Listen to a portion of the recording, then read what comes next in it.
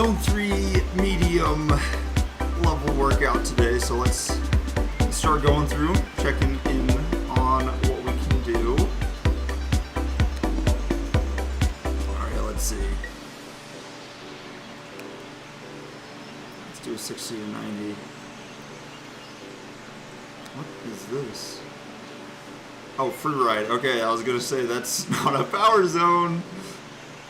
So let's see. High intensity. Nope, that's the opposite of what we want. SST we just did. 90-minute rider's choice. That's kind of boring. You know what? Well, let's check out what courses we have left. Route.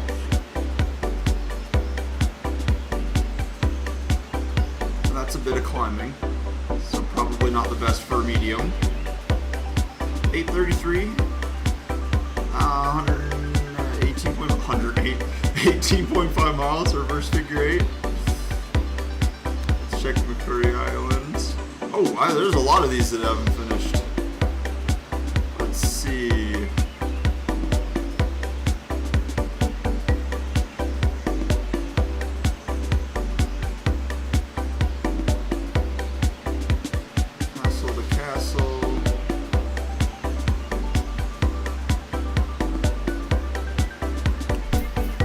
Flats. I like this area. Alright. So, let's hop on.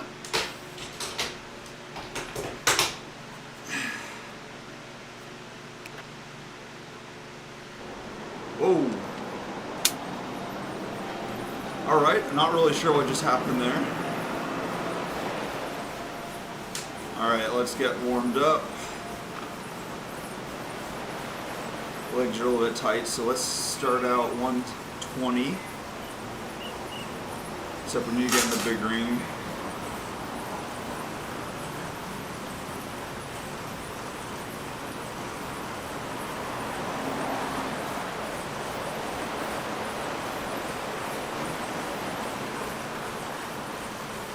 Okay, so there's a group coming behind us, so let's see what they are doing.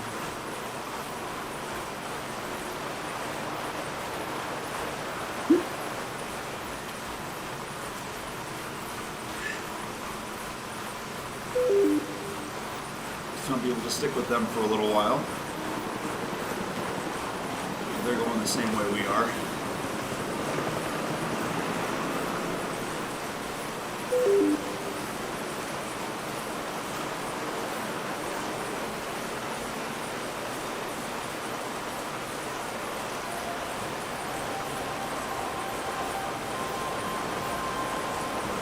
Go a minute at 120 and 30.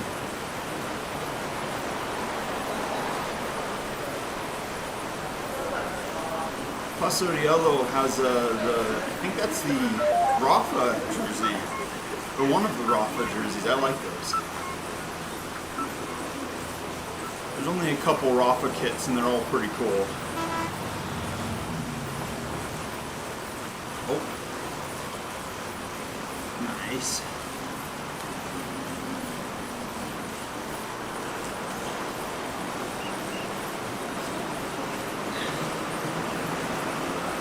Oh. My calf on the left side. It's a little bit tight today.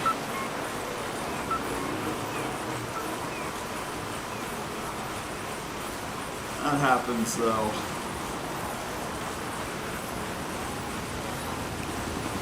I found that sprints, standing climbs, both target the anything where you kind of get out of your seat does a decent job of targeting the calves.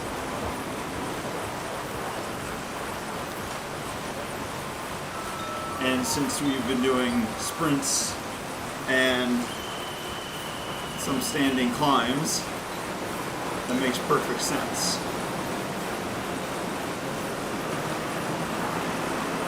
So we'll just bring it up here a little bit.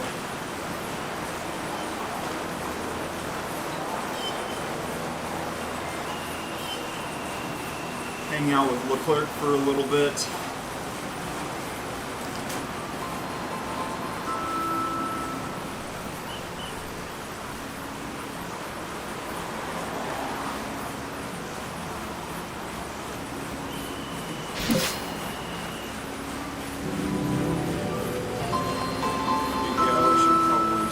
Around some gears.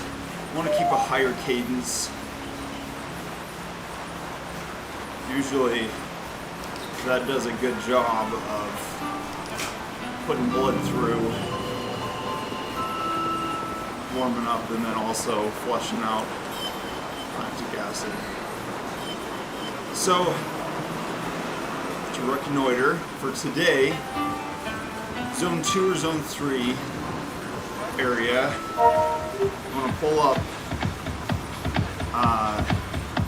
Zwift Companion on my phone so that we can get a good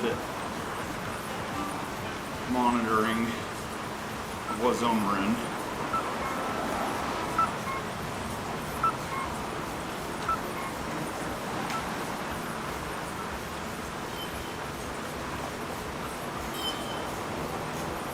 Let's see.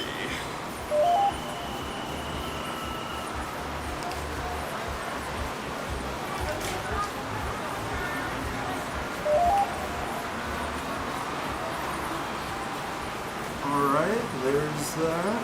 Now, oops. I almost did something dumb.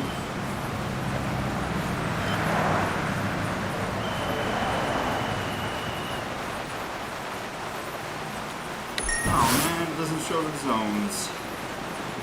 Just direction and stuff.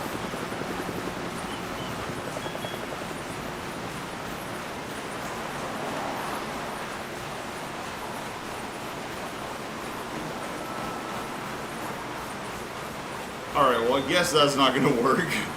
Oh well.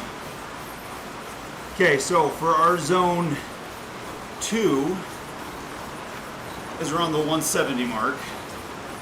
So, actually I think it's 150 zone 2. We'll have to check and write it out later.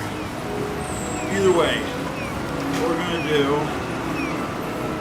is keep this 150 for another 7 minutes, or I mean up to 7 minutes. Just get a little bit of movement in.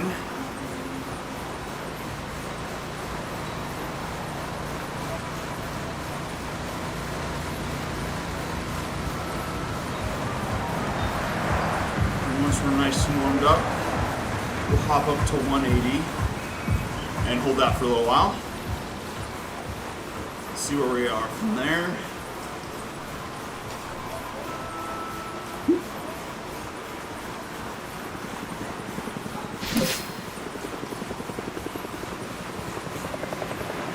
After, what day was it?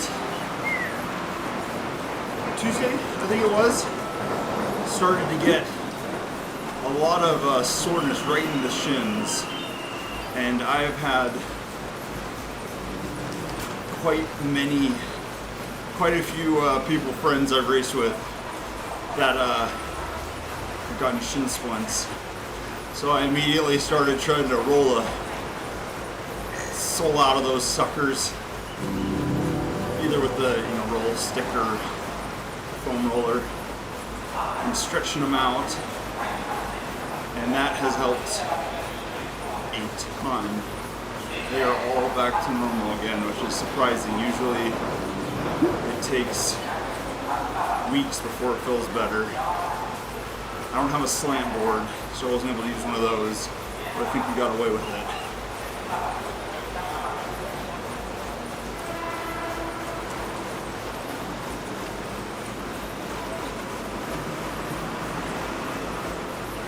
So that's a big positive.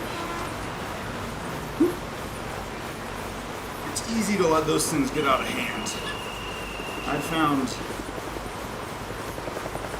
like I said, a lot of the friends I've raced with have gotten weird, like stress fractures or ripped muscles or ripped tendons from usually quite long-term issues where you just ignore it and don't work at it for a little while, and then they just bust. And that's never fun, because trying to repair after a tear ripper heavy strain is a long time. And then you're out, and then you can't work out at all. And that's just boring. Alright, 170, top to 180, big ring, there we go. I found we lose the least amount of traction if we do a hop to the big ring as we're doing a hop to the larger ring in the rear. If we do that simultaneously, it kind of throws it onto the big ring in the front pretty quick.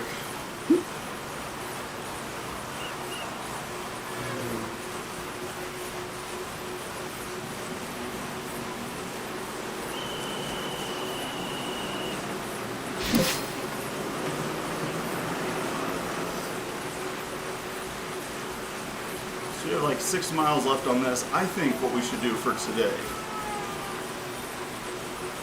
is we'll just do a mini marathon of segments from McCurry Island. Once we finish this, we'll just hop on to back to the main page, and we'll just go through. We'll try to get like 3 or 4 courses in and just get them all finished up. That'd be kind of fun.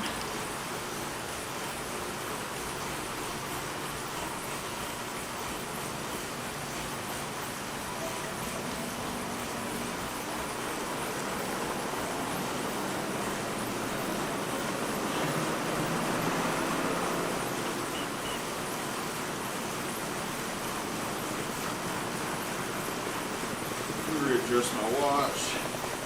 Oh, we can have the 2 heart rate monitors kind of agree.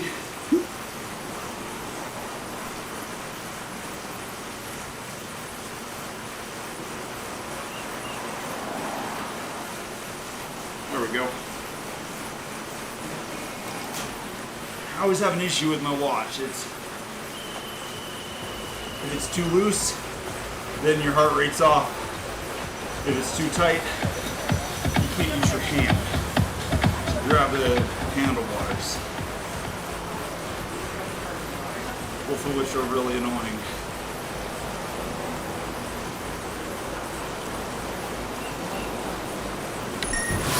I also tried cleaning off the chest heart rate monitor a little different than usual. Usually I just clean the contacts from the strap to the sensor itself, but I switched over to a method I had found a couple times online where just use a like low impact dish soap, I think is what it was called, and just wash it off, which makes sense. You get some junk on the sensor contacts on the band.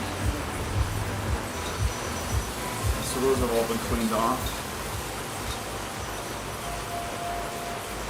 We'll see here in a second how the watch is matching up.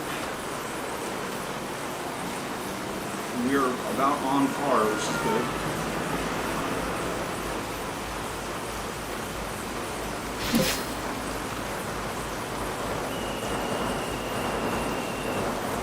Alright. I feel like this is a good zone 3. Nice and medium. So for the time trial, set up tomorrow, we will have a mediocre workout. We might have to get some more mileage in because I don't know, didn't look too hard, which is, you know, a blessing and a curse. It's nice it's not hard, but that's not going to get us anywhere.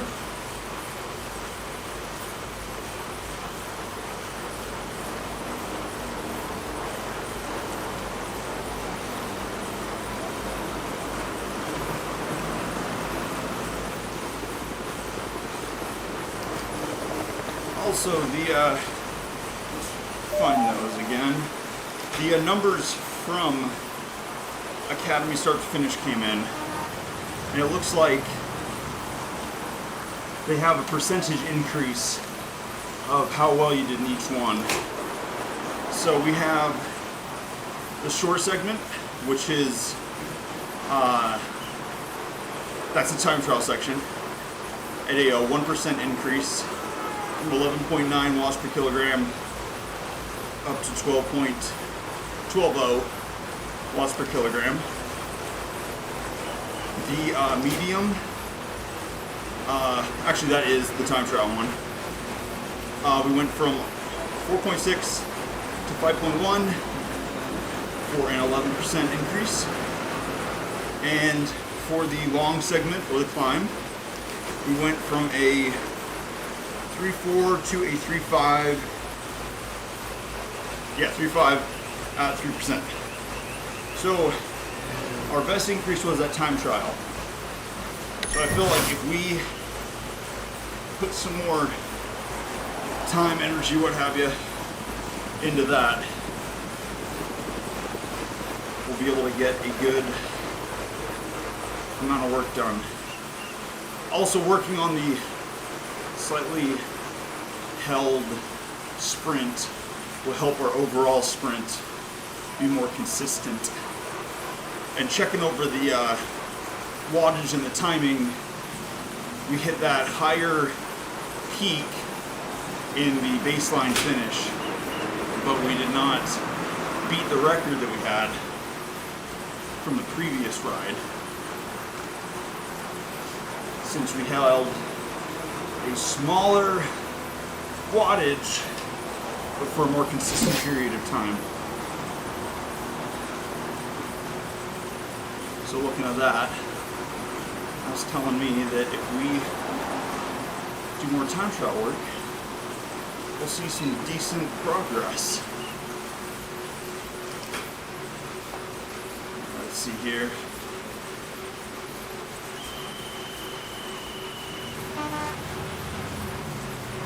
Alright, our monitor is not quite matching up with the watts. Let me readjust.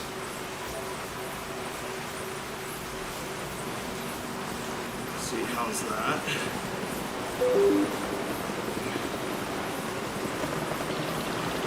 It has us stuck right at 140s. Watch has us, okay, at 145. Went back down. Not bad. That's perfect.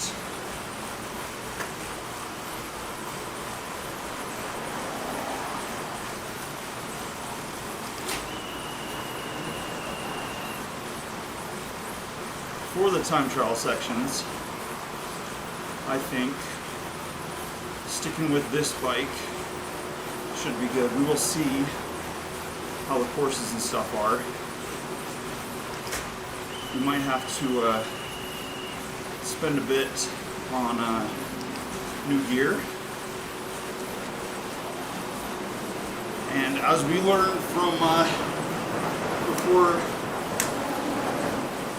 the pretzel race stage 2, the best wheels look to be the Vision disc and deep in the front, while the second best is the Super 9 zips and 858s or 808s in the front. So we might have to check where the unlock on that is.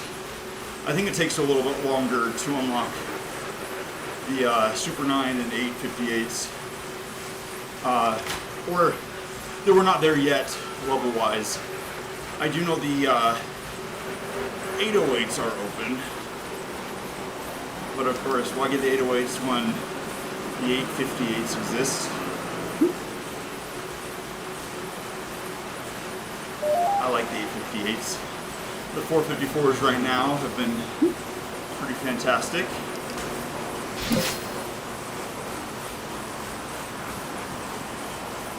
Alright, let's check in on heart rate. 140 on watch, 140 on chest, 141, 143 on watch. There we go. Those are lining up pretty well. Let's keep it around here.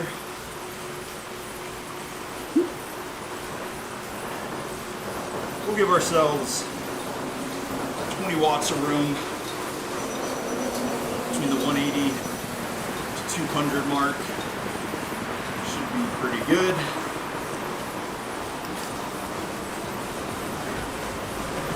We'll drop down since the cobblestones are gonna kick up our wattage.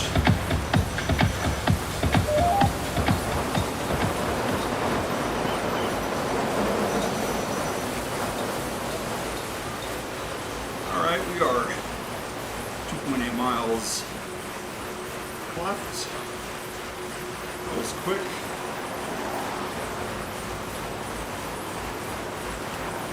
This thing was marked at a around less than 60 minutes ride. So it looks like we are going to come in 40 minutes, I think. Which isn't too bad.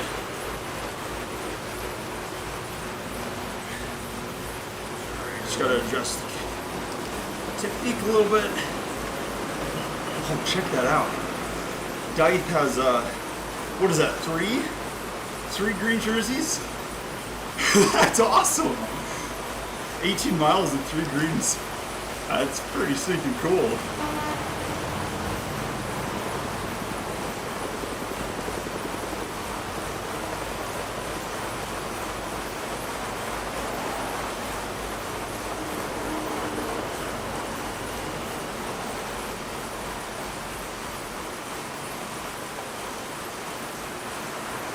Also, once we swap from this, I kind of want to change jerseys again. Let's see what we have.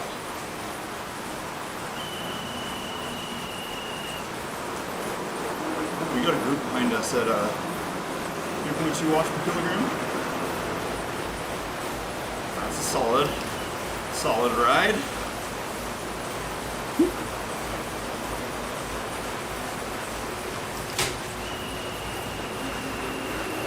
Adjust the grip a little bit.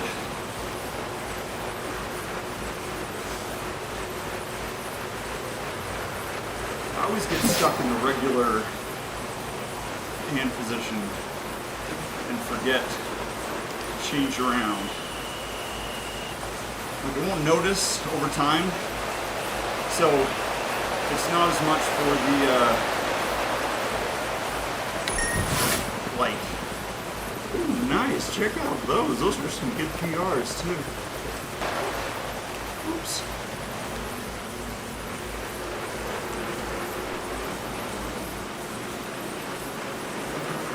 So the hands don't hurt, but it's good to get power out of different grip positions.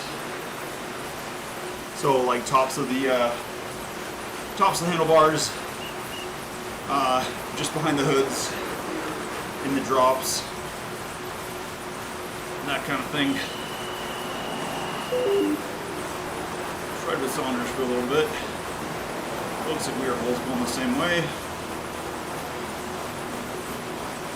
Let's make sure to keep the power up. Don't want to just wheel suck on them for a while.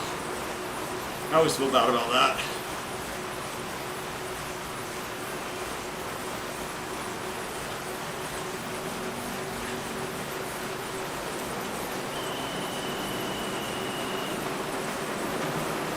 It's a lot nicer drafting here than it is in races. Usually you're having to point all over the ground to indicate junk like potholes or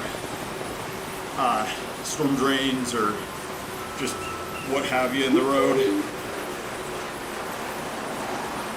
Of course, I did have some people I raced with that gave me a tip.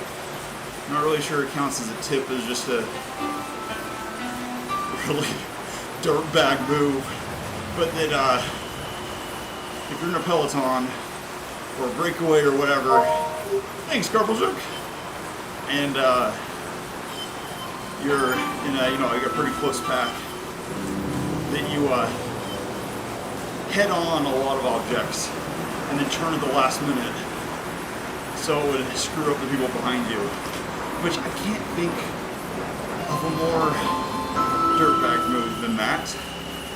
But oddly enough, they were never the ones leading. They love to wheel suck their way through races. So I don't really trust anything they had to say.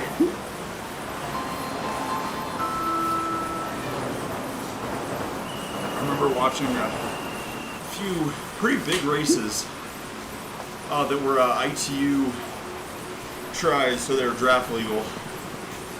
And watching them do the entirety of the bike, like right behind people, it was kind of funny because it was there wasn't too many people, so the pack he was in was like 2 or 3, and he just hung out like last or second to last place. There was absolutely no polling. It was expected, like it wasn't a out of the ordinary thing to see. It was pretty funny. And of course, once you hit T2, jump off the bike, get onto the run, you're really stinking fresh. With no polling done.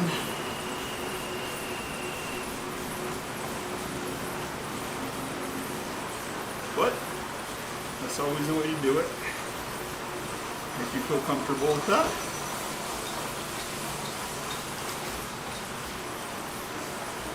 Of course, I've seen that go horribly wrong as well.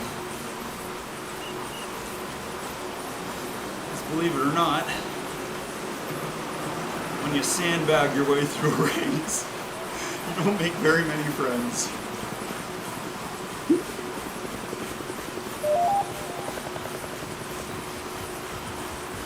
I don't know what Dermot is talking about.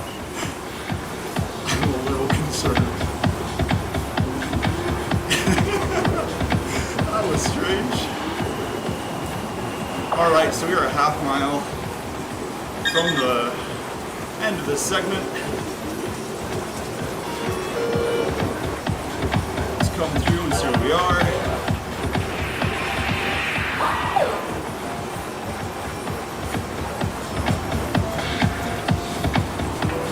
Out.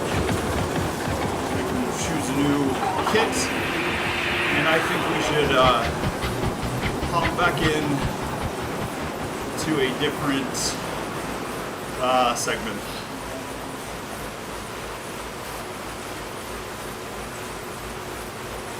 We use this as just the quick warm-up.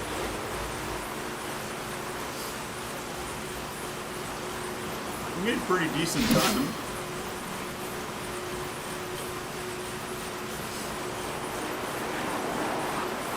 Alright, now let's check. Watch is saying 159, chest is 146.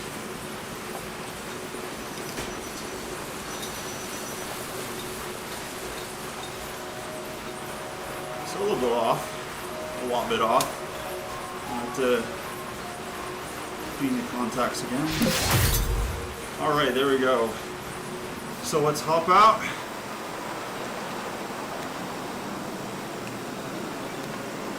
Average 170. That is not too bad. That is right where we were hoping to be.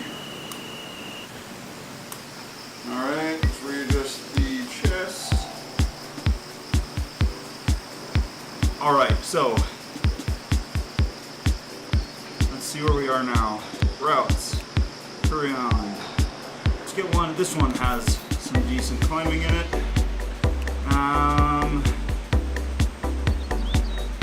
3.5 miles, 5.6. 2.5. Let's do this one. 3, 2, 1. Go. Thanks, Kastner. Thank you. All right. Let's get that momentum going again. It's always hard to start getting the wattage up.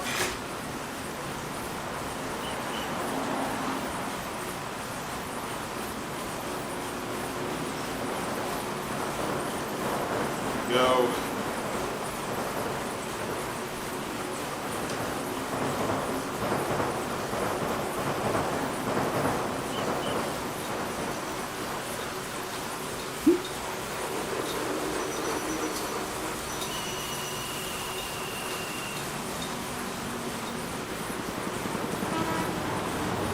Alright, heart rate's starting to match again. So we are pretty much in the exact same spot as before. This time we have another segment to finish. I wish there was a way to quickly swap between segments instead of having to exit out, jump back in.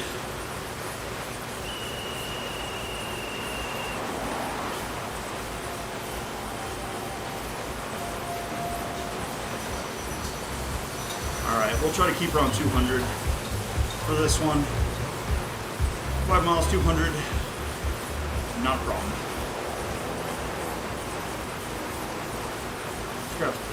Grab some water.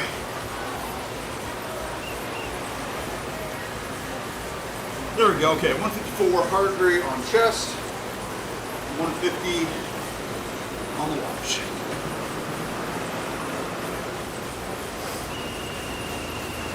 That's better.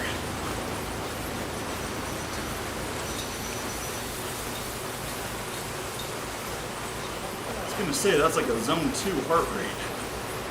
I was confused there for a second.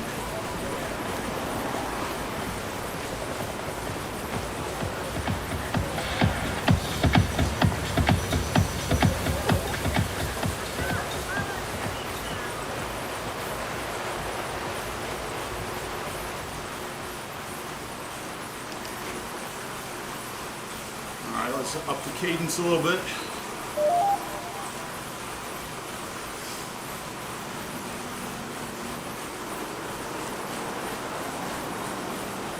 Bring it up to around 200.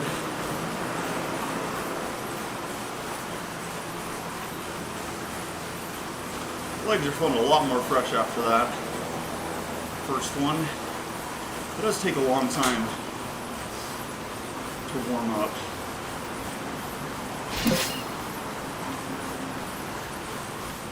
Which is annoying.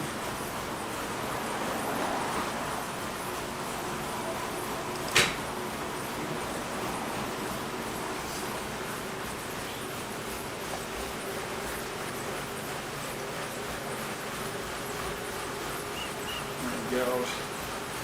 Just around that 200 mark.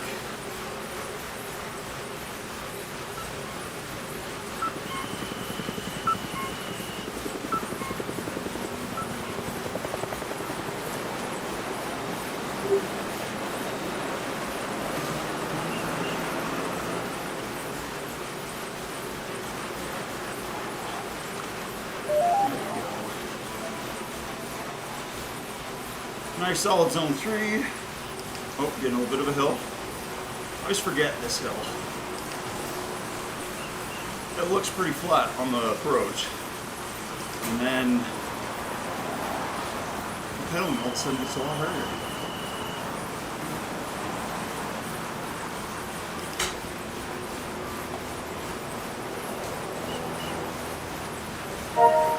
Thanks, Schmidt.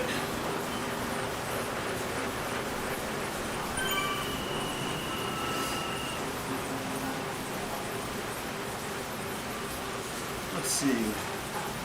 Miguel up here is a 1.8. That's around 150, 160 watts. So we'll forego that one.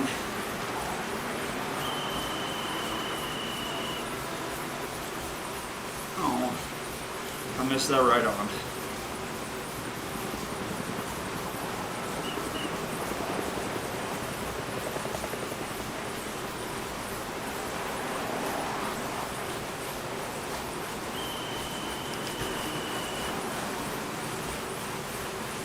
Pick up the cadence a little bit. We're around 220. I want to kind of bring it down to 200. There we go.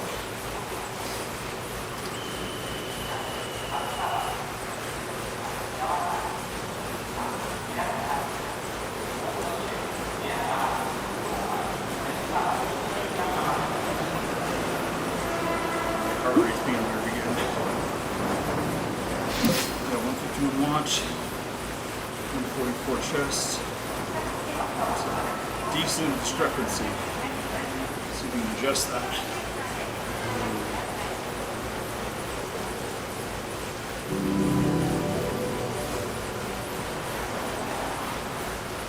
There we go. A little too far down.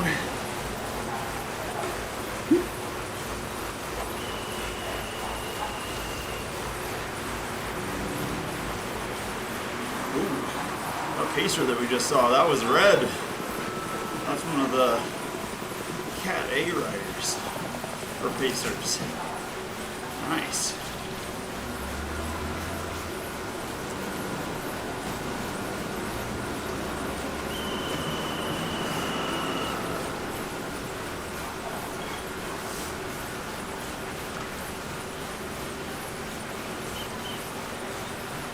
Ooh, Rainier behind us, 7.8 watts per kilogram.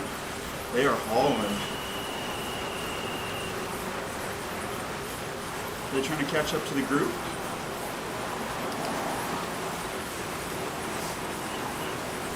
If not, look at them go.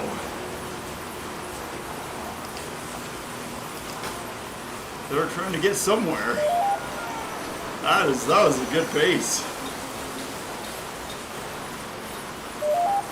That 3 watts per kilogram is pretty decent for like holding on to, but once you get to 4, man, that depletes me fast.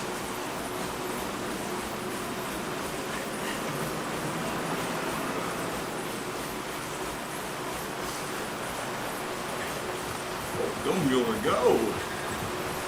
Whew. That looks like some sort of group workout. Yeah, because they just went Zone 5, Zone 0, or 1, or whatever. Blue is Zone 1.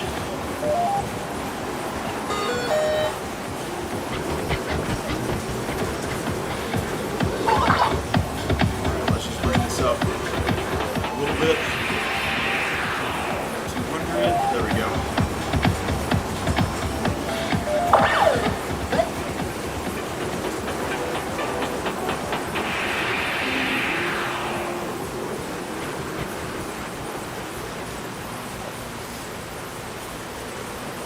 Cadence up. Make sure to get the form right.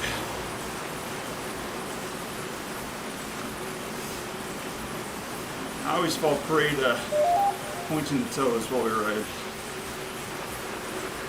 which is not good form.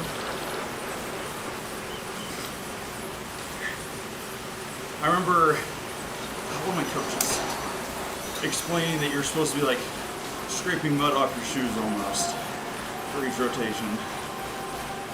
And that is a lot harder than it sounded trying to replicate that.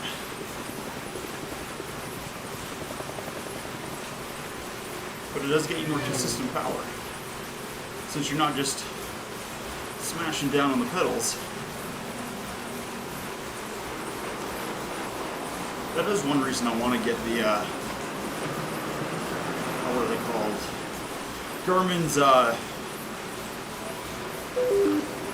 pedals. Whatever they're called. They have some power meter pedals that have a gyroscope to show you directional pulls, so you can see where you're making your most power, where you're losing power, which would be super helpful. I've always run speed play pedals. I started out with look pedals from like the 80s or 90s when I was really little. There's some leftover ones we have in the house. But I switched over to speed play and I adore them. Oh, that is a cool bike. Let's get behind them. Let's see what that is. Lehman has an awesome bike. I like the colors. And the donut jersey is my favorite. But Wahoo actually just purchased Speedplay, and they came out with some Speedplay. Again, not sure what the name is, but they are power meters. And I don't know if they have the directional power indicators, but they sure are cool. And it's nice when they're right under your feet, so you get some pretty accurate readings. Right now I'm using, of course for this, the TAC-X trainer for the power meter. But on the road, I use the Stages crank power meter, the electric crank arm, and I like it so far. Their app is junk. Trying to get it to work was impossible, and it would not read ever. So I actually switched to everything just reading to Wahoo, their recording app, and nice enough, that one picks up pretty much everything. You can connect almost any device to that one, which makes it really good for if you have a bunch of different companies that make your devices. And I've been thrilled with that one.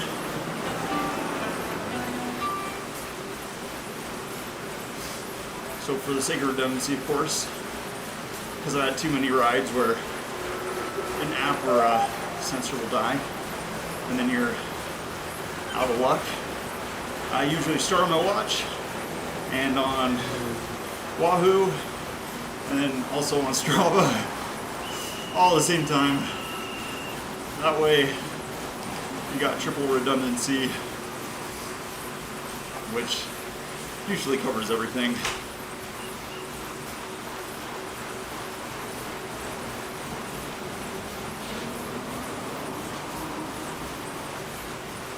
Let's sit with these peeps for a while.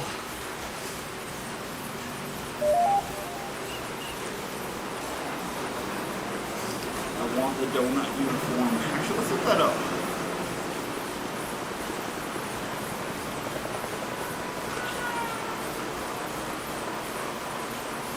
Alright. Zwift. How to get donut jersey.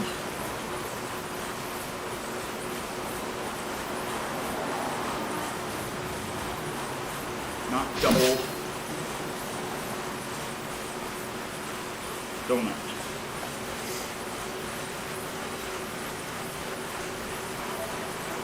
Okay.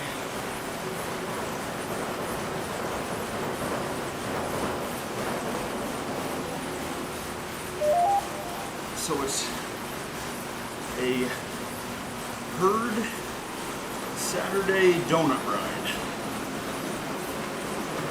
And in big caps, this is not a race. Okay. Everything's a race if you're winning. Always. We'll have to do that. Tomorrow we, actually, yeah, let's look that up. Let's see. Ow.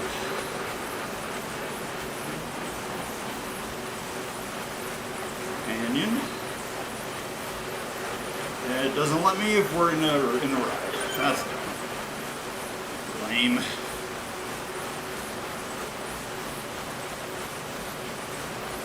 Let's see if we can get that donut right, because I want that jersey. I like it. Alright, so we are coming in. There's our loop. I feel like we're in a pretty decent group. So let's get some more distance in.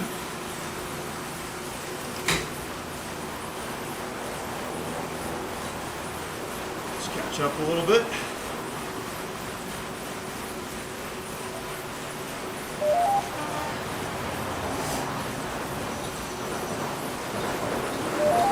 Go.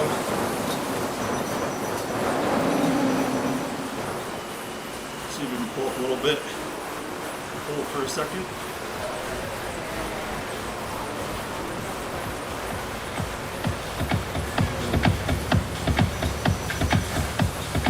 Hold around 200. For a while longer.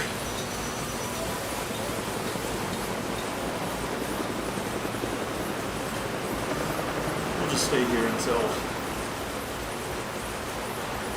something. Let's try to do the hill.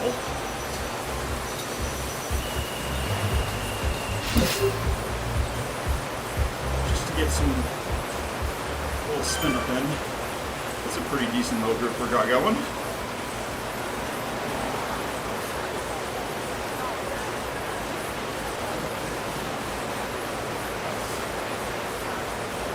Oh, Tate's going for it.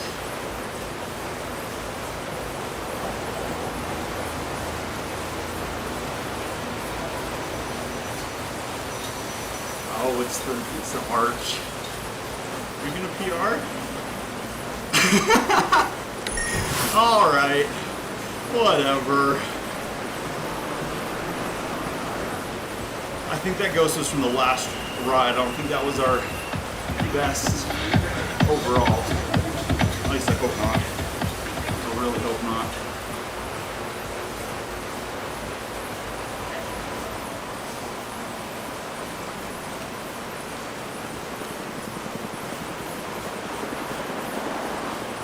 Got a lot of PRs on that one back there. The group behind us. Thanks, Reed.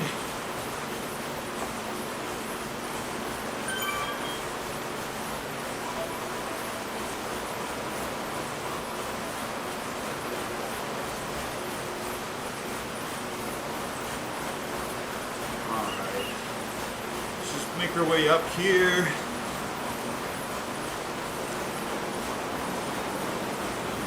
Hold for a second again. Oh. All right, Tate's taking off.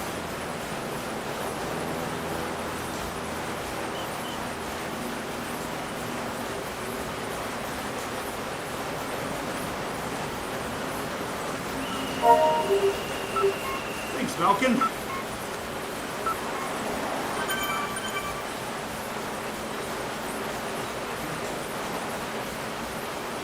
This is not too bad. This is a good little clip. All right, Yumi's in front of us. Nope, way behind us. Okay, yeah, we're not going to that group. I think that's also a 3-5. Here's a little hill.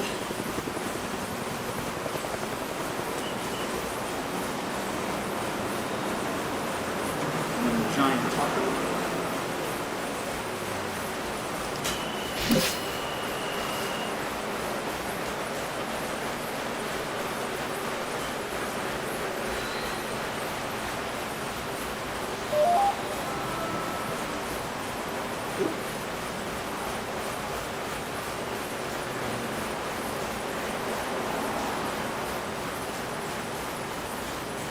I think this broadcast isn't recording correctly. I currently have a virtualized TrueNAS server, so just a ZFS pool that everything backs up to, and my Windows machine decided they did not want to hold on to the credentials and drop the sign in for the Samba share on it. I think that might have been like a day or two ago that it did that.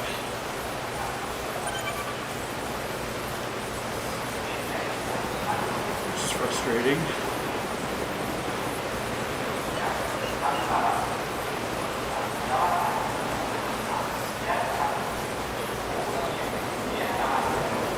Get to Samba share. It's not MFS. I have that for some other hosts. But I like TrueNAS actually. It's decent. I have it virtualized on an ESXi host, so you can take snapshots and everything. And it's really nice. Just pass through some of the disks over a Dell HV8330. It works pretty nice. I originally tried to make it as a fiber channel target, but they removed that option from Scale in the free edition. I think there's some back-end ways you can get to it, but I've not found those yet. Which would be nice to be able to integrate that into the FC SAN, but it's being curmudgeon-y. There is the option for iSCSI. That's boring. I don't know about Fiber Channel over Ethernet, whether it accepts that or not. I mean, I know it doesn't, just right off the bat, but there may be some back-end ways. There's always one or two back-end ways to do stuff, like take Cisco's SFP validation. So if you put in a non-Cisco, so like a Finistar, what's another company? Gigabyte makes one. It's pretty common. The name escapes me. It's not FC. Company's red. Can't remember what it is. Those ones, whether you're using a D or a LC. Any of them, it will throw errors that it's not a validated Cisco SFP. My root stuff works fine, but Cisco throws a fit. And the rationale is that, you know, it can't, moderate the power budget. I've never had any issues with it in my whole career, but it's a warrant. It's there, I guess. However, if you go in, there is a command that is not told very often. I'll have to track down what it is. Again, I have it written down. It allows you to just plug whatever you want in there, as long as it's SFP. And of course matches up if it's SFP plus or SFP, since the power draws vastly different for 10 gig and above. And it lets you do it. I actually had an issue with my UCS Cisco switch. Well, not exactly a switch, but it sure looks like one. And that did not want to play nice with both the LAN SFPs, so whether that be the copper, fiber, what have you, and also the fiber channel, so 8 gig fiber channel SFPs, did not play nice with those either.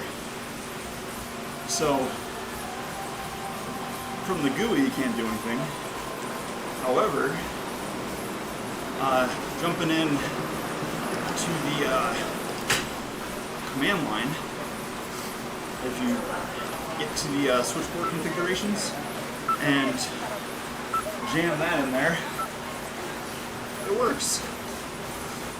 You don't have to validate them. Of course, you can get some used Twin-X Cisco ones on eBay for pretty decent prices, but where's the fun in that? Oddly enough, I was using a MDS 9000 series fabric switch, so fiber channel SAN connection, and that'll take anything. Of course, fiber channel related. You throw a LAN version or SFP, a LAN specific ones like a 10 gigabit per second, 1 gig, that kind of thing, it won't work. But the 8 gig fiber channel ones, no problems, no worries. I don't know why that one decided to be okay with it,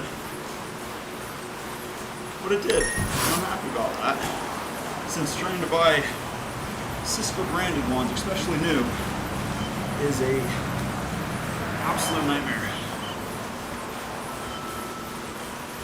Like I said, you can find some on eBay, but my chances, or my attempts so far, are not the best.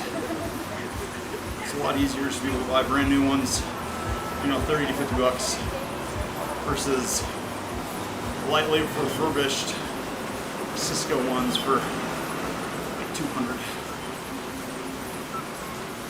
I think the new sealed packages are around 200 for just regular SFPs.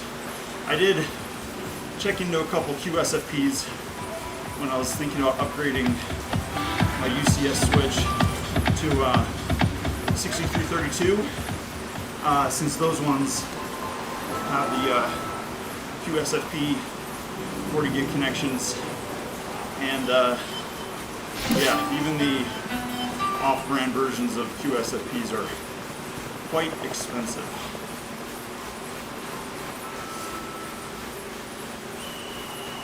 Also, they're using a, I think it was the MC fiber connector, and everything that I have has been standardized to just regular like LC to LC with a mixture of 1.3 and 1.4 fiber patch cables. Those work pretty well though. Thanks, Wyatt.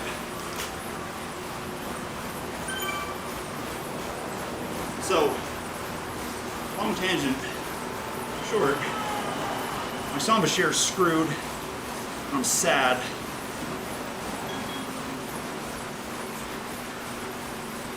But it should be fixed. Just changing credential setups. That was one thing that kept tripping me up, because I didn't think about the ACLs on TrueNAS. I kept trying to figure out why I couldn't get into any of the network shares I had, and realized that I hadn't given myself access, which that'll do it.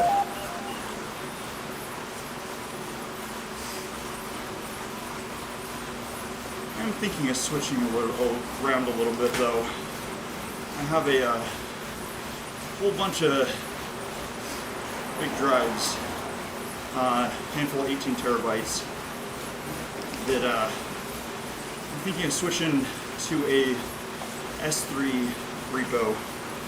It's just regular object storage set up to back up everything to, since they're pretty static backups. Put some snapshots on there for my ESXi hosts. And since it comes with the Razor coding built in, if you're using like Minio, it works pretty well. I know there's a way to do S3 specific object storage on TrueNAS, but I have all the drives in my host nut right now provision for a ZFS pool, and I don't want to put more in there. Hey, your second time through.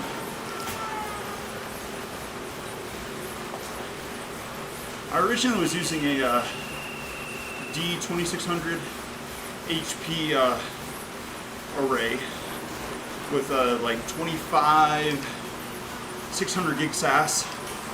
So in a ZFS 3 pooling, it was a solid like 9 terabytes, but just really redundant and pretty quick since you have 25 drives all talking to each other. But since it used, I think it was the 8088 SAS connector, that card that I was using got outdated in VMware's 6.7. I think was the last supported for the external LSI 9200 architecture. So I switched to just using internal instead of the external one. Also, I didn't populate or fully use up the throughput of the 6 gig a second overhead. There was a decent, well, I had 2 of the SAS connectors going to it. So like, it was a nice stream.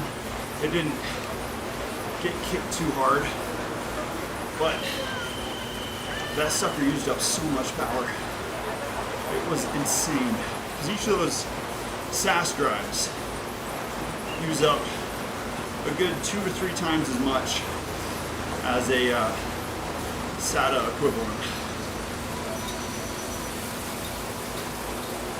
And they ran hot. They were 10,000 RPM, 2.5 inch drives.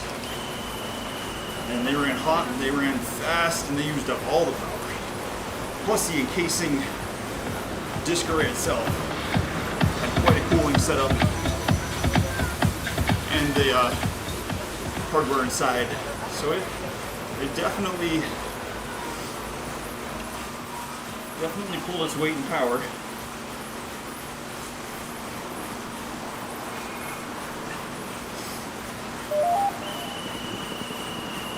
Pulled, I think 3 drives from that thing over a year period, which is just horrible for a non-production environment where you're not like really turning over that much data. Like they're sitting in they're just chilling out in a idle state most of the time. And it just kept dying. A large part because they were used 2.5 SASs. Just want to get them new. 600 gigs have been outclassed for a while now. 1.2 terabytes are the standard. But even trying to get new 600 gigs, you're looking at $250 to $300 new, $15 used, and it ends up to be more economical to just get a big old disk array, get yourself a bunch of redundancy, a bunch of spares, and run it like that. That's what I ended up doing. Just a bunch of Seagate and HP. I think I had a couple HGST ones in there. And yeah, that one was like I said, it was power hungry and not the most reliable, but it was fast enough. I wanted to switch it to an all flash array just for kicks and see how it performed, since I had 25 drive caddies big open space for 2.5-inch drives. But trying to source that many solid state drives, no matter what the size is. Well, of course, we got like small ones. You'd be able to get it, but trying to get anything above the 600 terabyte or 600 gigabyte. So the closest you can get is just like the 1 terabyte. If you want to go up 500, if you want to go down, that still costs quite a bit. You would save a lot of power though, since the top end of solid state, just regular SATA solid state, is not too much. I haven't looked much into the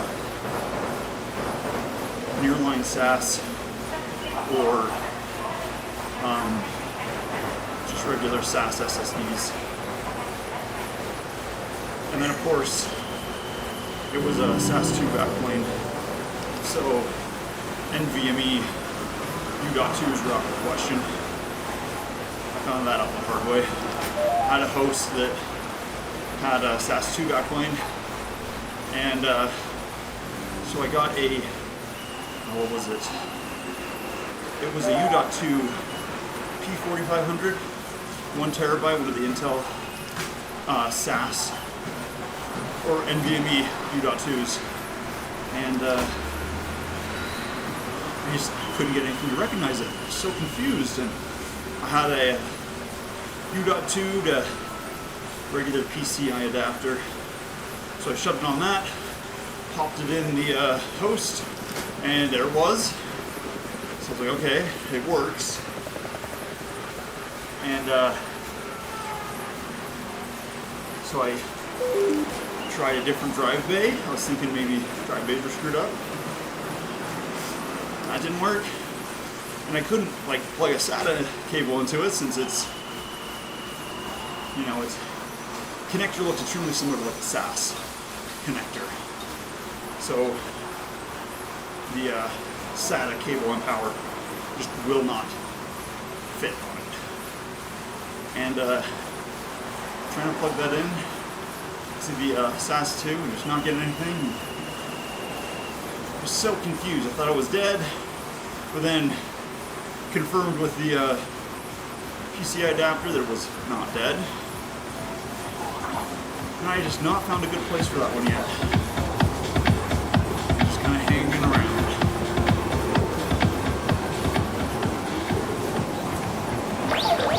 Figure out something for it sometime.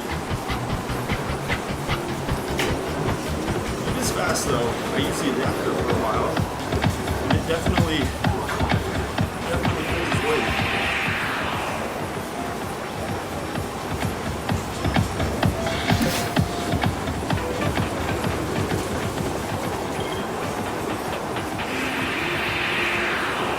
Also has a very high rewrite ceiling, or write ceiling, for how much it can take. The read on SSDs is pretty negligible. The write is what really affects it.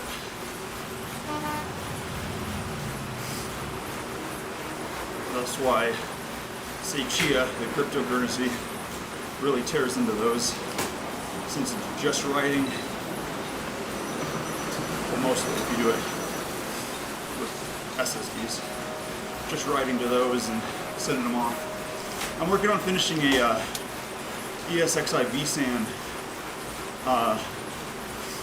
configuration, and since it's all flash, the NVMe drives on the front end of the disk groups end up being write only, like caching.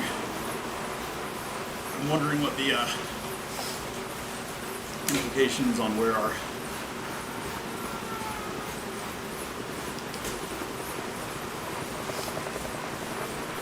I was originally going to put some stock M.2s on an adapter but looking at the amount of riding it's going to do, I'm switching over to P3600, 1.6 terabyte, the Intel PCI cards, since those have a very good amount of write, and you can get those used with very little usage, pretty easy. I ran a couple different smart tests on one that I got, and it was still at 100% health. Checked the firmware, everything was good. Luckily with data centers, they get rid of stuff, no questions asked. And a lot of times, they don't actually need to get rid of them, but it's more economical for them to just not have any data loss and no uptime problems, and just get a new one. Which is nice for everybody else.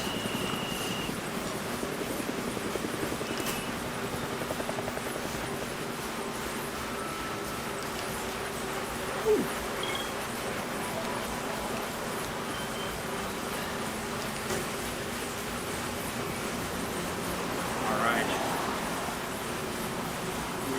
We're getting a solid 200 watts in. A couple drops, but overall not too bad. Is Captain Morgan. I'm surprised to see him here. Ooh, nice. 5.6 watts per kilogram. That is solid.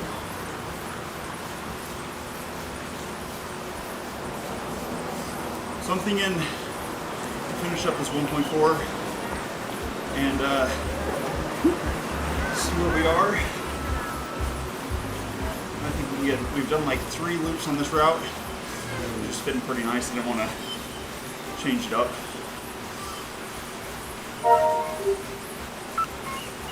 Thanks, Captain Morgan.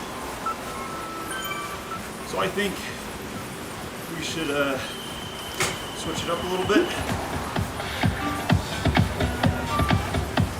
And maybe get into a group ride a little bit. We'll see. So our 200 watts in the 2.5 range. So if we get a 1.8, it should be a nice slow roll off from where we're at. That should work pretty well.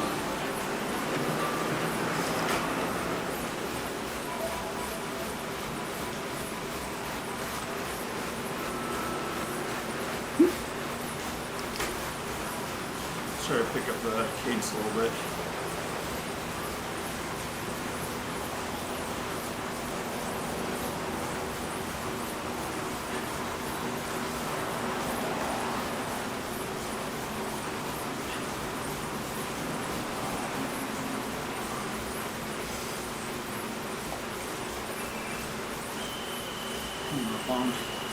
So I always feel bad passing people on time trial bikes, since they do not have draft. So you can draft off them, they can't draft off you. I always feel bad, since you're linking them behind. And if you're coming up behind them, you're gonna get draft. So you kind of slingshot them, and they have no option to stick on the wheel. Which makes sense. There have been quite a few times trying to practice that we would, just for the sake of practice, just kind of getting your nerves up, draft in a TT position, so down in your aero bars. And first of all, it's scary, since your brakes are not in your hands. So you have to be quick on everything, and steering with aero bars is a little bit different. And you lose so much draft. Switching from regular road bike to TT, you can noticeably tell there is just no draft there.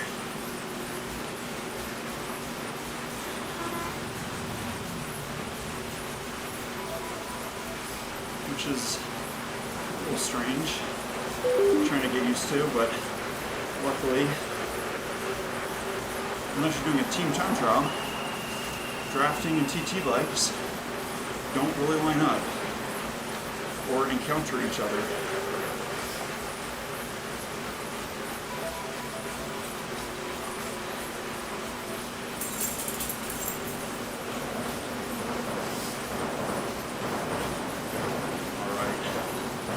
And we are through. Alright, let's see. What was our... Did we get an okay average? 204, yeah. Solid, that's what we're going for.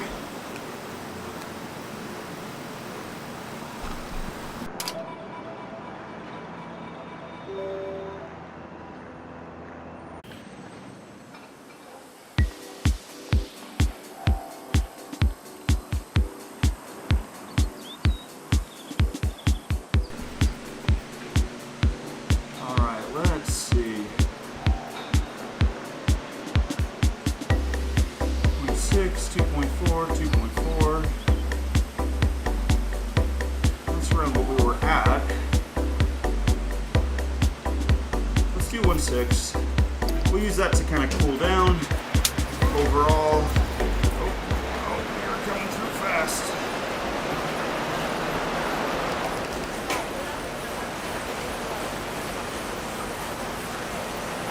There we go. And we were back on almost exactly the same course we were on. Thanks, Bogart.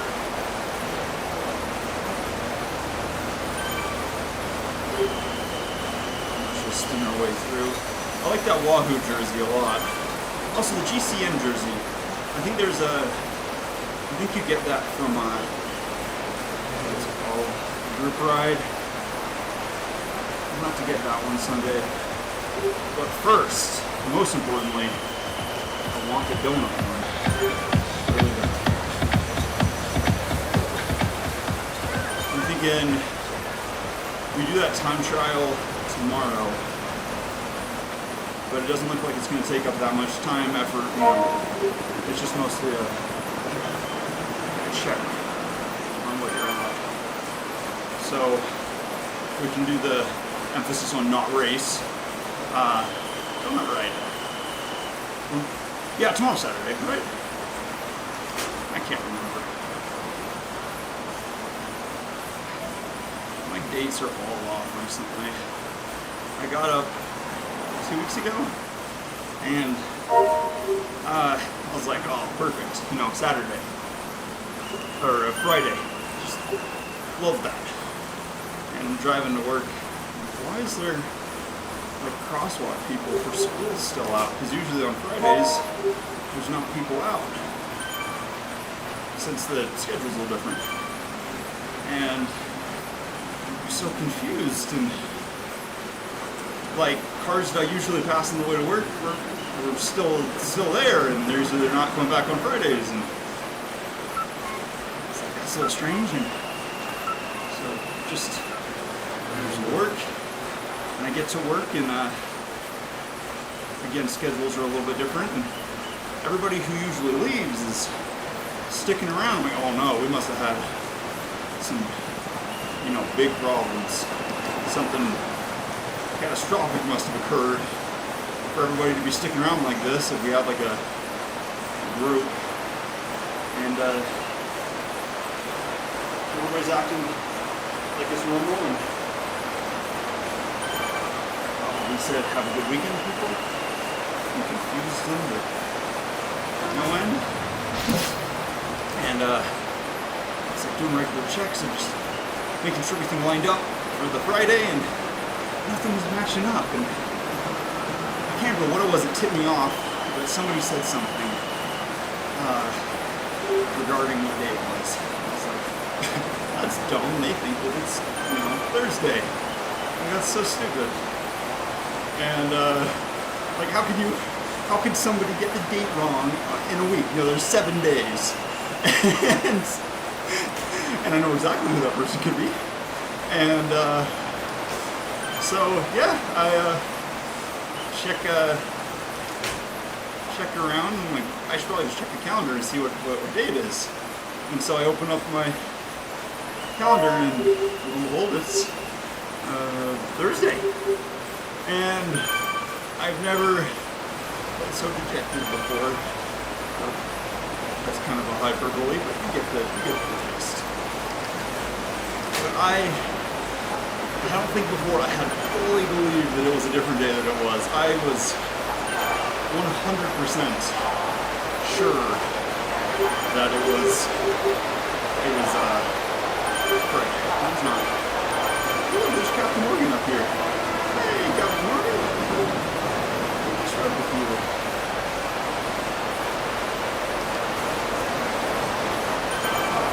Going back to that. Now I have for the past 2 weeks doubted myself on every day since I 100%. All the fibers in my being believed it was a different day.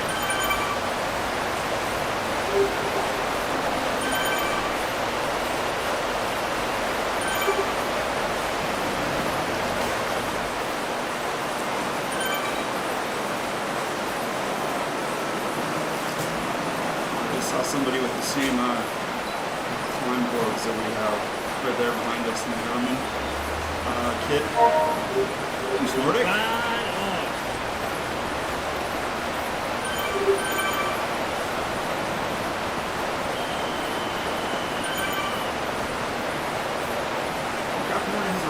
Kid on. I love that kid. I want to get those shoes and the socks. That's cool.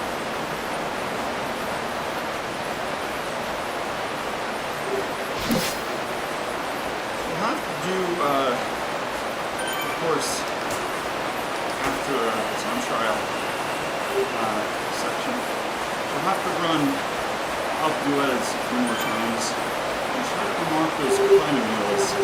I didn't realize that the wheels that you get from there are unattainable without doing that climb. They're, no matter the points level or whatever, you have to climb to get them. I did not know that.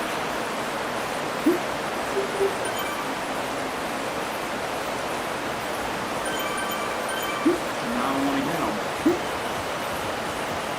Super light climbing wheels and something like the Amanda, climbing specific bike.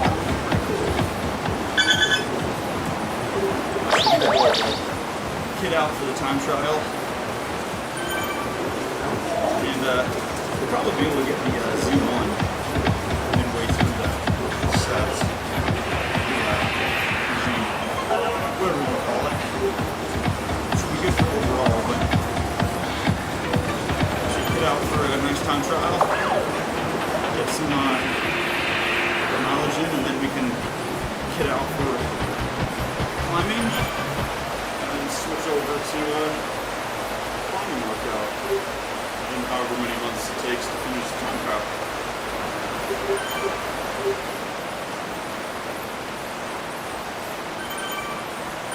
There you go. Thanks, Holmes. Thanks to Bailey.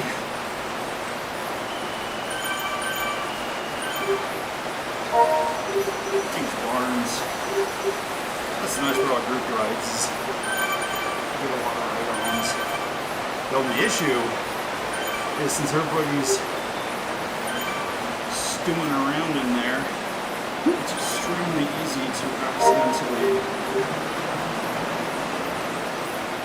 miss right on.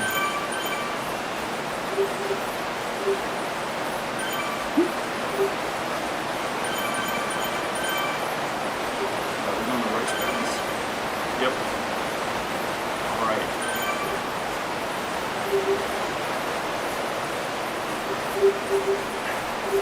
So I tried to add a now playing section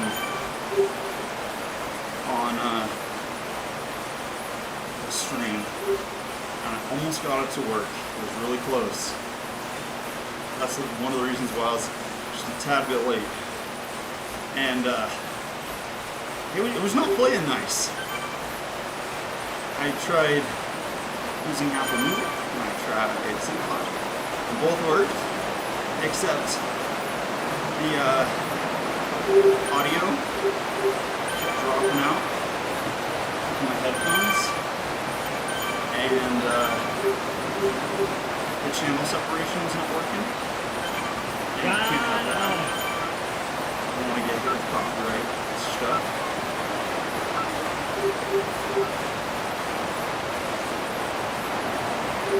It was not playing this. It was weird. I need to do some separation work on the stream. Make sure everything has its own channel for audio, that kind of stuff.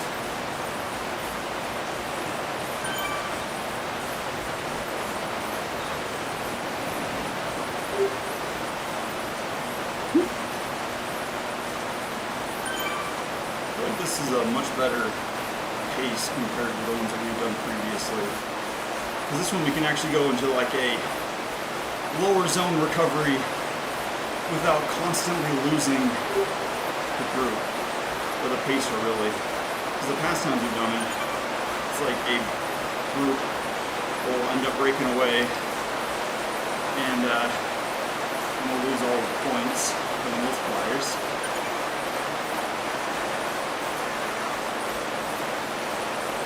Which is really annoying.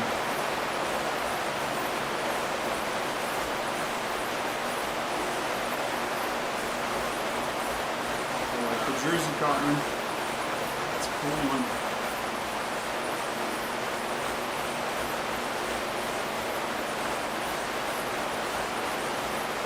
And the dirt. I don't know if there's any gravel bikes or gravel wheels you can use.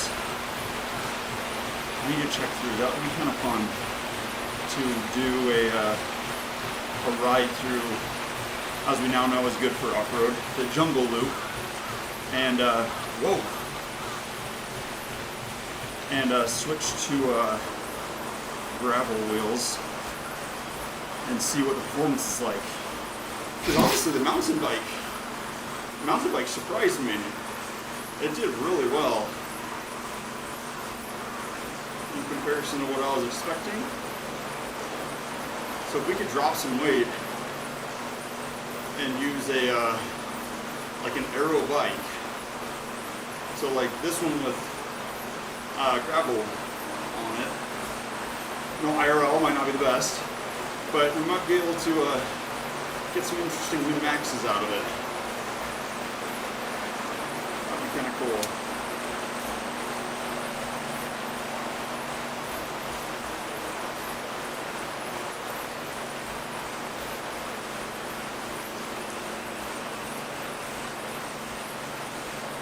I wonder what direction we're going to go, because there's that castle climb coming up here.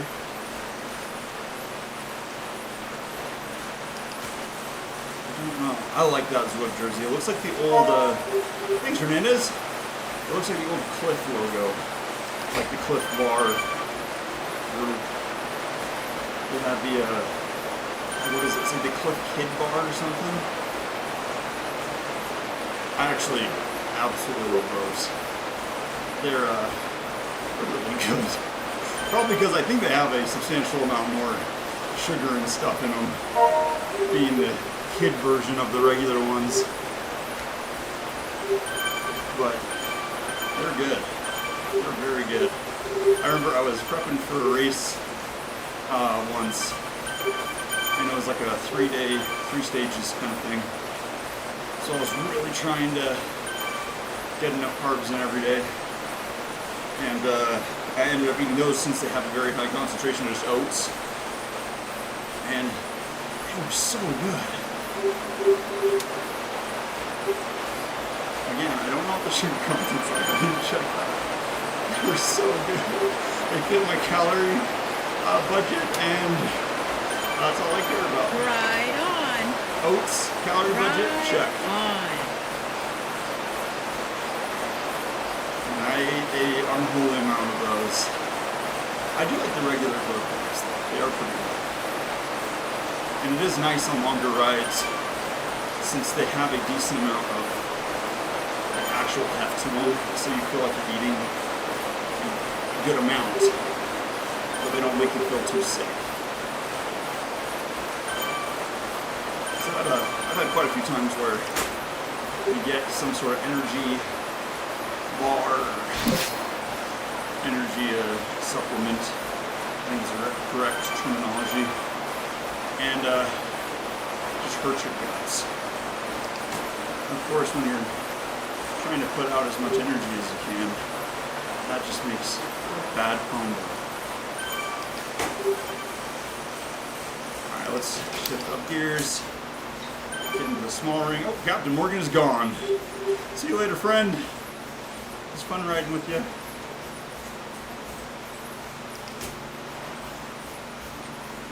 Let's see.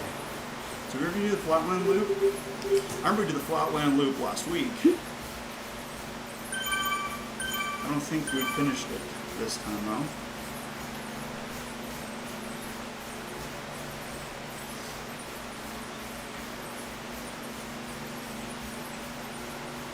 Let's see. Yeah, I don't think. Yeah, that was not the flatland loop. I was gonna say that. Look, we missed like half of this. Because we did.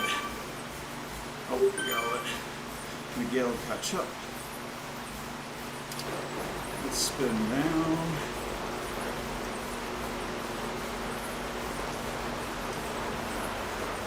Alright.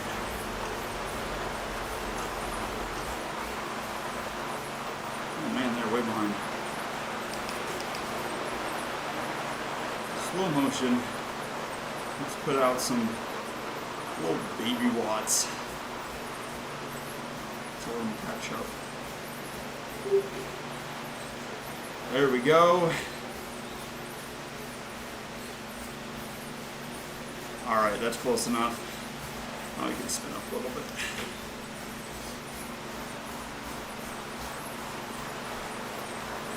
That was the first time that we lost them.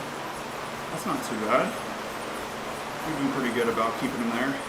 Okay, so right next to us, Adler, green jersey. I think those are the Vision wheels that are supposed to be the fastest.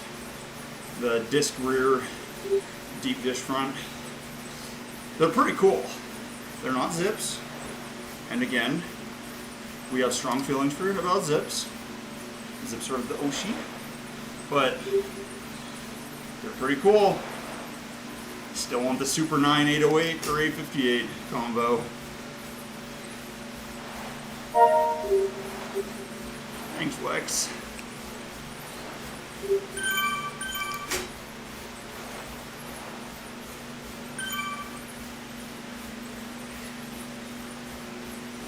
See, there we go. We'll get a good look at them. I like the what's it called? The way they wrote their logo on the wheel looks cool.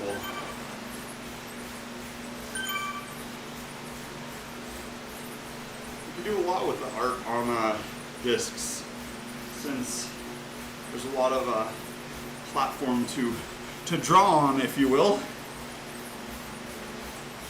I've seen some pretty cool ones. I have seen some interesting idea where you take just a regular wheel and there's a cover that you put over it. They are pretty heavy, and of course the seal's not the best since they're just clipped on. So you're going to inevitably get a little bit of drag from slower speeds out of that, but I think you'd be okay at higher speeds. Molken Yuava. Thank you. They're interesting. It's an interesting idea for discs, but not discs. As one of the issues with discs is you have a disc, and they're heavy. Thanks, Ruiz.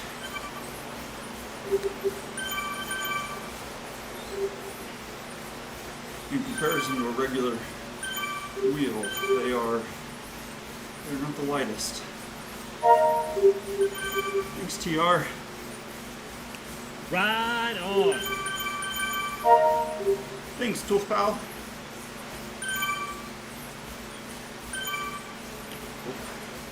We missed the right arm? So that sucks. I hate missing those.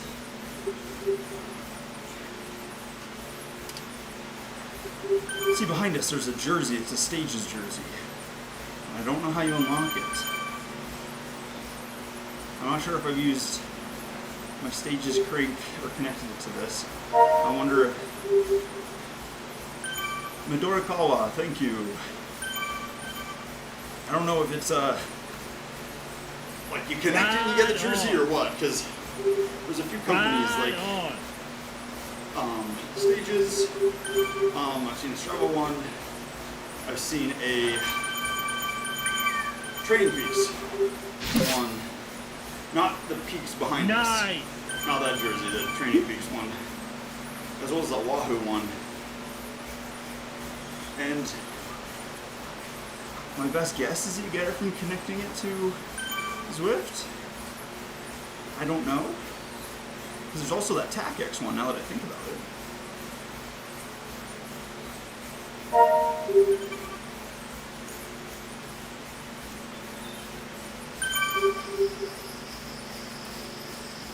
So, all in all, I need to check that.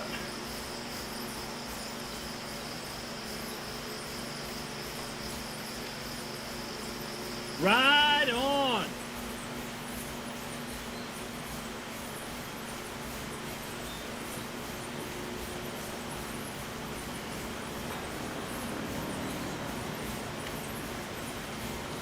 Right on! Nice and solid up here.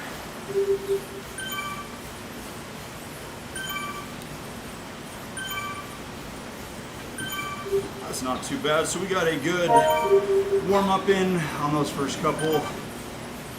Held a solid average, I think was listed as 204, was it? For that second grouping. Then this one, I think we're going to be around 140 for average, which that works pretty well for a medium day. Overall, not too bad. We'll keep going here. Let's try to get like around 10 miles in. I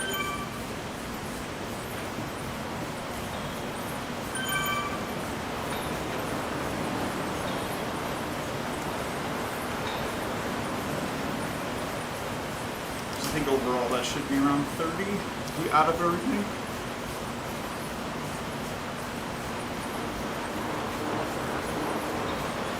I'm toast. Nice.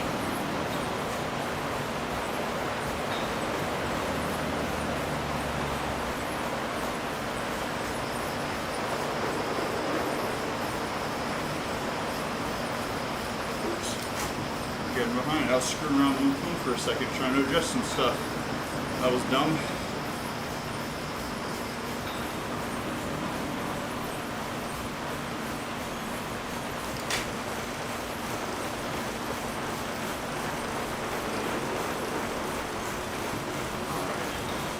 And this is a good example of why it's hard to catch back on a wheel in a race.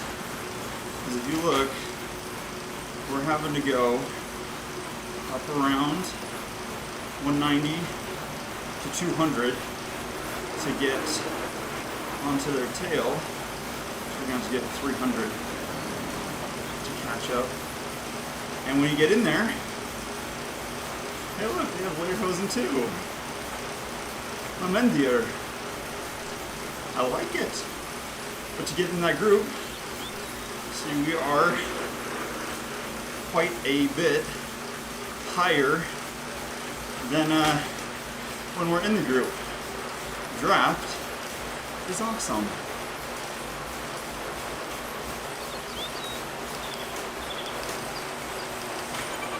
And again, losing the wheel in a race is just a disaster.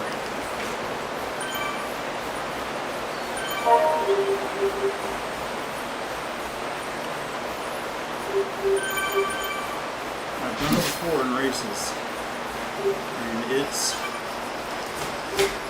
so frustrating. Let me get into a bigger gear. Come on, there we go.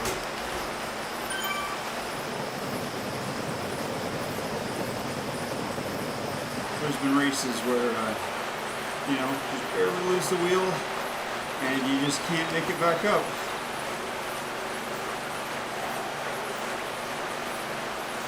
Alright. Thanks, Rinklin. Winkin. Not bad. Thanks, Green. Let's grab some more water. I have neglected water today.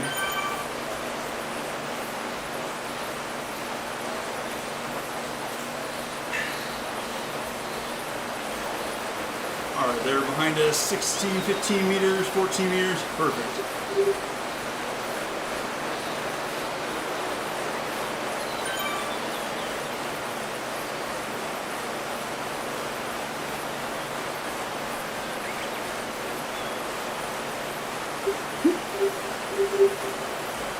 Are we warming up for a race today? We are not.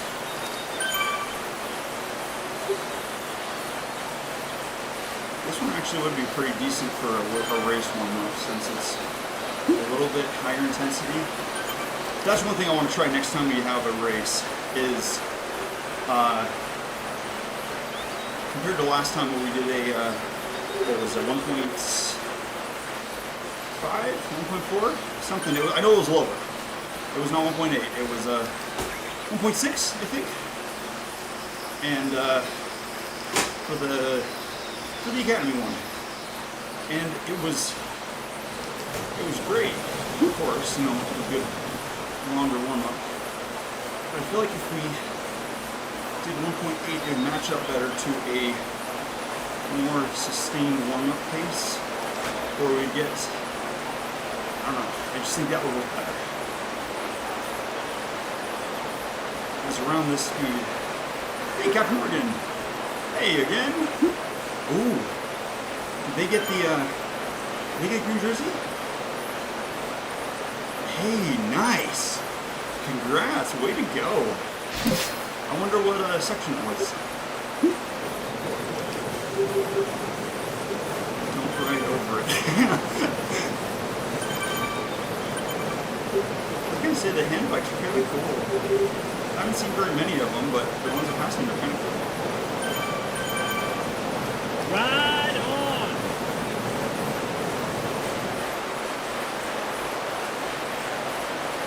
This is a nice pace. It's pretty stinking easy. As long as we stay in the group, because of course, trying to, like you already saw, trying to catch up is a beast in comparison. Thanks, Onan. Or maybe it's Roan. I can never tell if the first letter has been specifically added to make it a full name with everything included, or if it's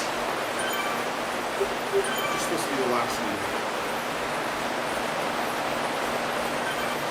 I'm always conflicted on whether it is or not. Okay, is this the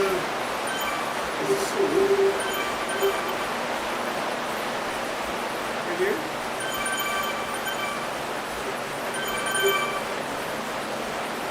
I don't know what that was for.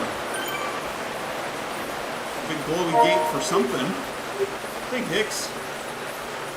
Thank you. Oh, I missed right on. Thanks, Woodard. Thank you very much. Alright, we're a little bit behind. Let's pick it up just a tad. Thank Wagums. Oh, somebody just joined. That's always funny to see him tear in like that. Like when we added to this group, the same thing happened where it's like shoots you down the road extremely fast.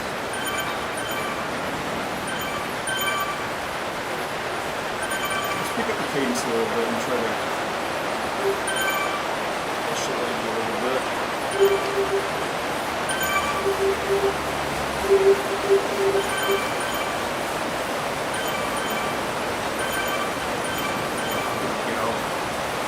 Getting a little bit of sleep.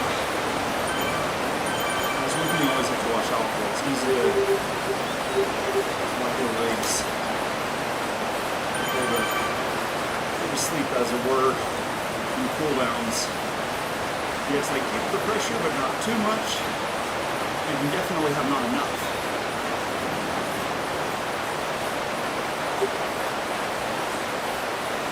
We should probably stick in the smaller gear and work on higher cadence.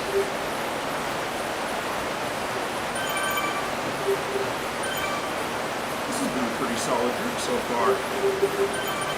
We haven't dropped off. I think we've dropped off backwards as much as we have forwards.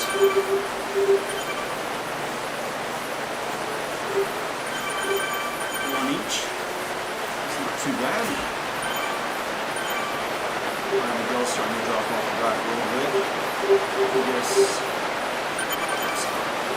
stop here and catch up. There we go, 7 meters. That's fine.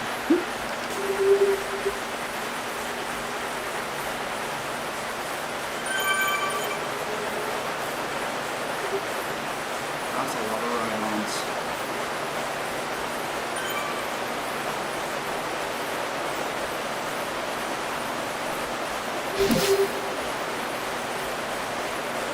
Oh, we got some people going fast. Let's see. We're gonna get any green jerseys up here with us. We'll have to come back and do that one. As watching our PR ghost, that was not very fast. It's embarrassing.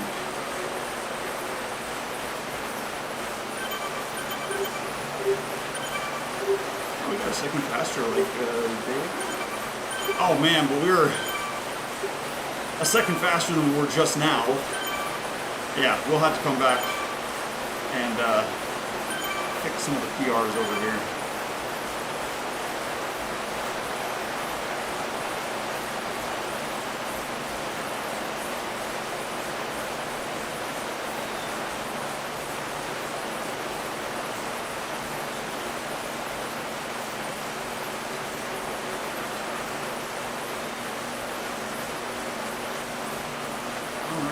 Rice patties. I think this goes rice patties and then Neo Tokyo again. For the full loop. Could be wrong though. No, I think that's it. Since we started in Neo, it looks like we're gonna wrap around the corner and through. It's probably. I don't know if the multiplier resets every lap you do with the group. I feel like last time we were doing the Sprinter Paradise route in McCurry Island with the 1.6 pacer. I feel like once we hit the lap, it reset itself. But I could be wrong. Because we were right next to him. And then after a corner, it just erased our multiplier progress. And I can't tell if it was... Thanks, Tana! I can't tell if it was an accident, or on purpose, or what. We've got a lot of sprint jerseys in this group. That's way cool. All our sprinter friends are with us today.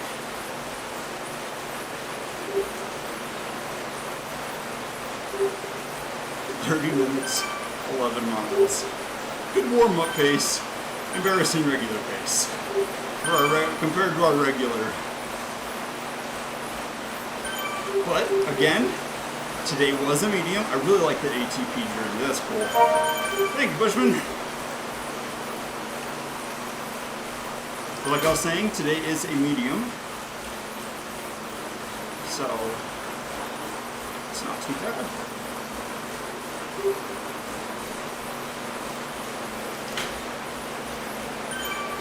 got a time trial coming through.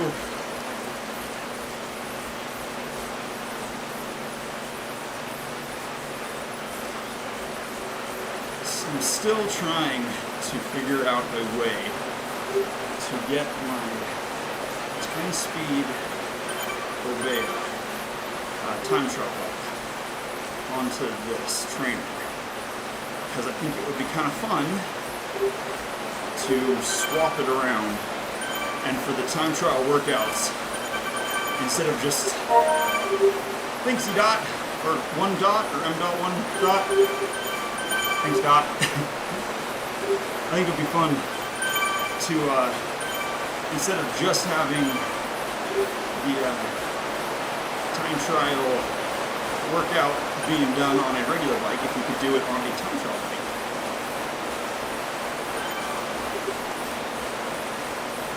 And the only issue is that the Di2 on the time trial bike that I have is 10 speed. And this trainer is built for 11. Which doesn't seem a lot, and I might just put it on and see what happens and not tell anybody. I do know that Di2 has firmware changes you can add to it, and I might see if it can be fine-tuned just a little bit and swapped to a 11 speed. It might be very wishful thinking, but I'm going to think that until I'm proven otherwise.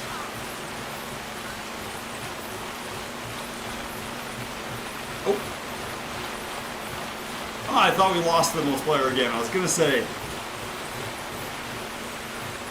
So it looks like that map loading spot is right at that corner. So I'm going from Neo to the countryside area. Because every time we hit that, we just bounce around and change riding position and stuff. Hey look, there's 3 of us with later goes in. That's awesome! I do like this kid. It's kind of fun.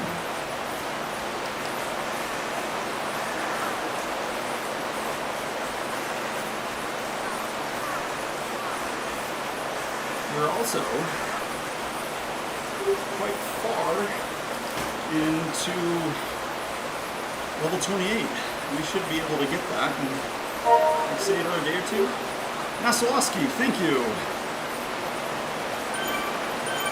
I don't know what you unlock when you get to level 29.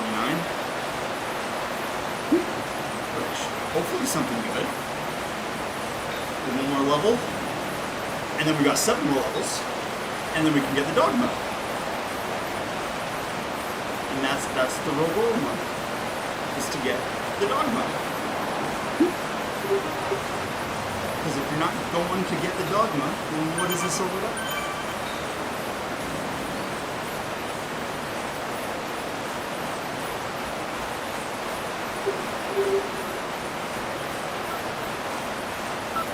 Let's see, I don't know where the arches, but we might be able to get to, let's see, does it cap out at 2.5?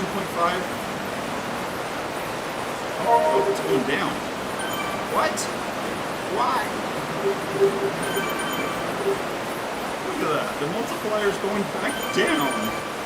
That's wrong. Screw that. What's going on here?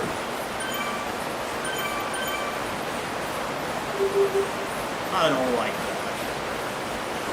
I don't know why it's doing that. Maybe it is like once you get to the loop point, or the start-end point, it resets or something, I don't know. Or maybe it just goes back and forth between these 2.5 once you're there for long enough. I have a feeling we're going to find out here in a little bit, though.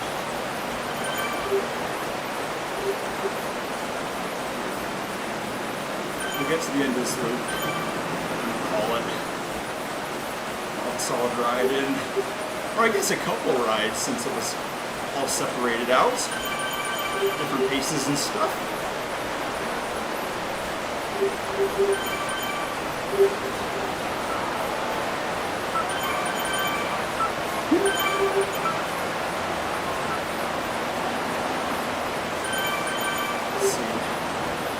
don't know where we're going to be able to tell where the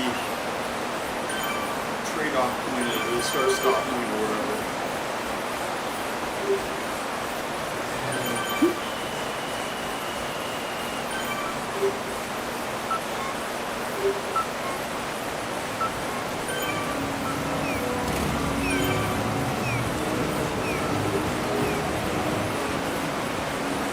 It's up here somewhere. I know the market area we went through is where we started. Okay, so it did reset just there. The multiplier. So I think that counts as a full loop.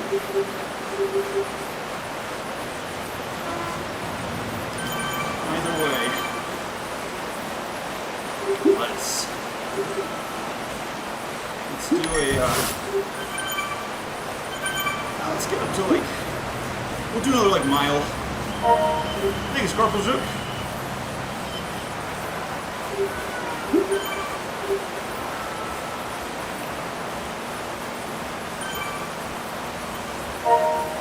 Thanks, Payne.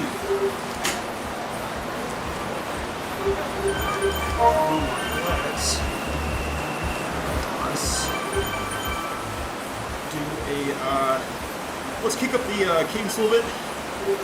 We'll spin it out for a second, and we'll finish out the last mile or so. I think we can keep with this group. It's low enough that we'll have a solid cool down out of it.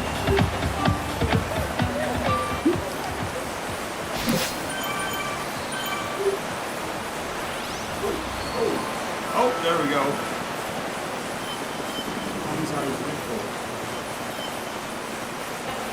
Alright, let's see. So they're catching up a little bit. Let's pick up the cadence a tad.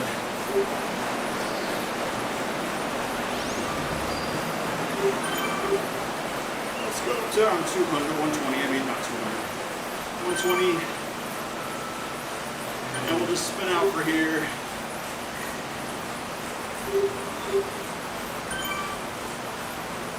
Let's see, we'll have to drop down a gear or so. And back up to 120. There we go. That's right. Come on.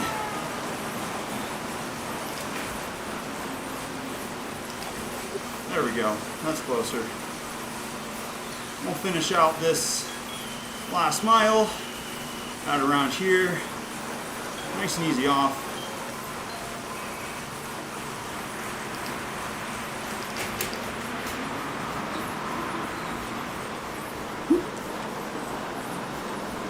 There we go, 120, 130, 120. Let's up the cadence a little bit, just to flush out the legs a little bit more. Keep it 100.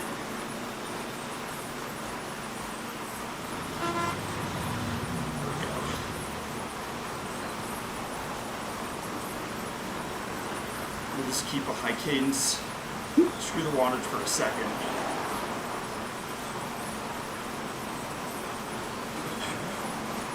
Try not to bounce around too much.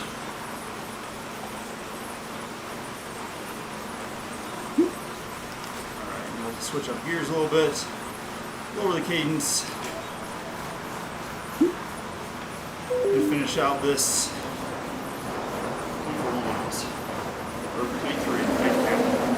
Counting's hard. Finish out around 120.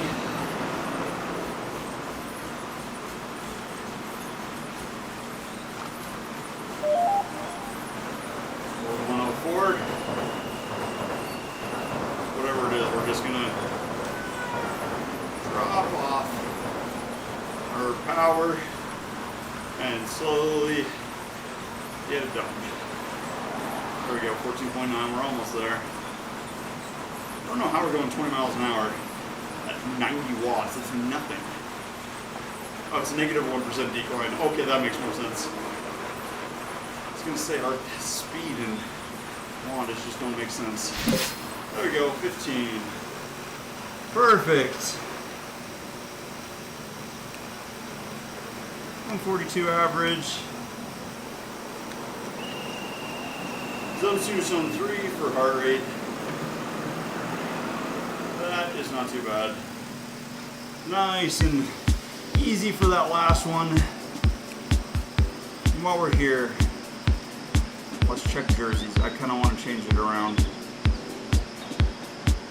Alright. Okay, so we unlock a new one at level 30. So that means that it's not a jersey that we get at level 29. It's something else.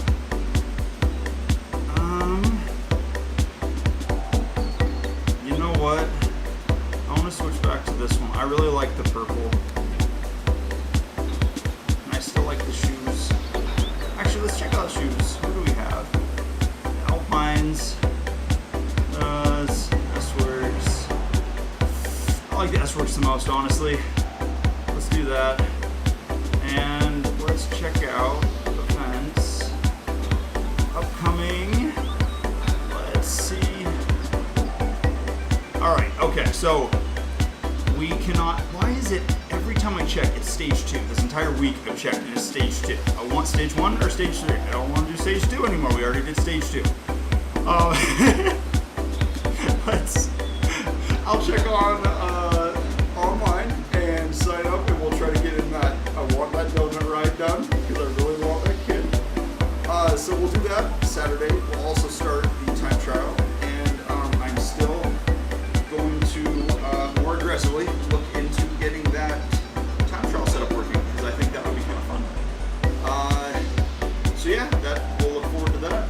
I'm going to try to clean off the heart rate monitor again and see if I can get it more stable since it was a little all over the place, especially in the beginning. But yeah, that was a good ride. Nice and medium. Not too bad. That was cool. I'll see you guys tomorrow. Let's plan for around 10 o'clock. If not, I will set a stream date and we will hope for the best. My audio is really loud. Let's lower that a little bit. So yeah, thank you for coming. Have a good rest of your day.